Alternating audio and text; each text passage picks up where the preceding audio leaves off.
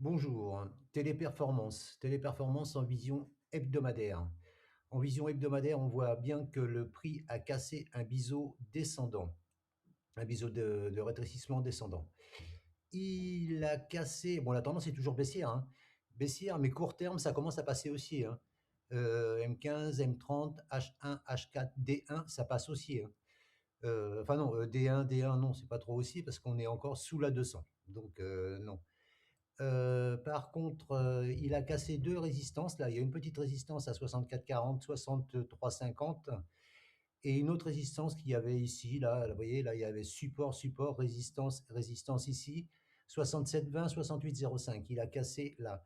Ce que j'aimerais bien qu'il fasse, ce qui n'est pas obligé, hein, c'est qu'il, revienne ici,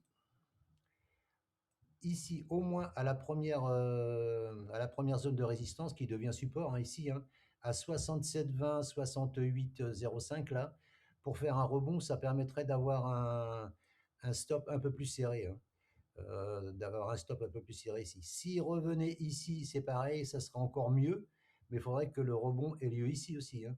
Donc là, après, attendre la recassure de cette résistance pour monter ici. Je pense que ça serait intéressant. Parce que ça va quand même faire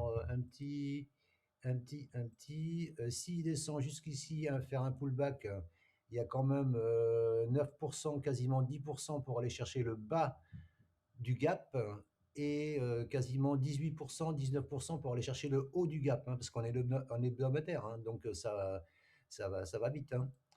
Mais le mieux, ce serait quand même qu'ils descendent sur les 64-50, voilà, pour aller combler ce gap ici, à ce gap mensuel. C'est un gap mensuel, hein. Je vais vous le montrer. Gap mensuel entre juillet et août 2025. Donc là, on voyait bien, là, il était sous la 7, sous la 20.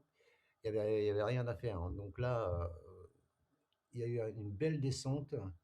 Alors ceux qui ont acheté ici, voilà, qui croyaient que ça allait remonter, bonjour, hein, il a fait une descente de 88%, hein, depuis ses derniers plus hauts, hein.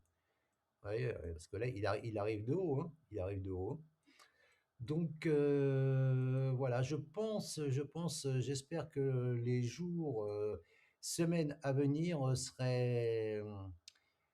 vont être intéressantes pour Téléperformance. Maintenant, il faut se méfier parce qu'avec les infos qu'il y a, le CAC qui commence un peu et les indices US qui commencent à chuter, ils vont peut-être entraîner les indices européens plus les actions françaises un peu à la ramasse, hein.